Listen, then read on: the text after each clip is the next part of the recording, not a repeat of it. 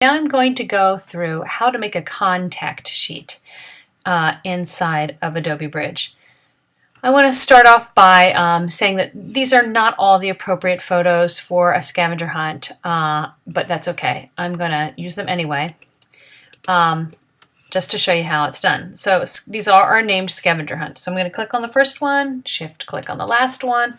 Now I've got 15 items selected here. So I'm going to make a contact sheet, and I want to distribute my pictures evenly over my contact sheet. The contact sheets are made in Output. So you click on the Output menu, and it brings you up with something like this. Yours might look slightly different. Again, I'm on a Mac and you guys are working on a PC laptop. So there's only a couple things that you're going to change in here. Number one, you want to set, I don't know what your paper is set to, but it's US paper because that's what we used. And you should recognize the dimensions. 8.5 by 11 that's our standard paper. That's anything that would print out, like if you were going to go make copies at the copy machine, is 8.5 by 11. Then I want to go down here and columns and rows. So columns go up and down and rows go back and forth. So I've got 15 pictures. So I pretty much want to distribute it evenly. So I would do probably 3 columns and 5 rows. So it would give me 3 up and down and 5 rows. These, nothing else, you don't change anything else. These should be 0.17 on all of them. Horizontal left and right should be a 1/4 of an inch, which would be 0.25. And then I want to, after that is all set, I just want to refresh my preview. And what it does is it creates a PDF, and you can see it doing that, and it's going to basically generate what is called a contact sheet.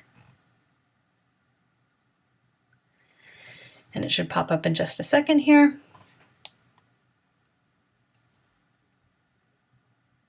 Now, what do you use a contact sheet for? If you were printing it out, I know if you take photo 2, Mrs. Rudloff over at the 1012 Center has you print these out, and then you can sort of hand it in, and it just allows you, it's like a paper copy of your images, and you can see what they look like. Sometimes they use it for test printing, but it's just a good way to tell, okay, which photos am I going to use, which are my strongest images to turn in. For this one, I just want at least 10 of your photos from school, and then you're going to do another one from your at-home photos. So you should have 2 of these that you hand in. When I've generated it like this, I'm going to click Save. And I want to put it back into my pictures. Let's see if I can pull it up. I don't know whether I can. Pictures, and I'm going to just name it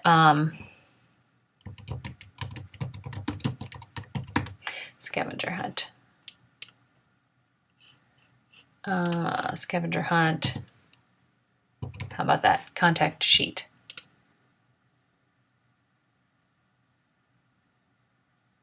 Okie doke.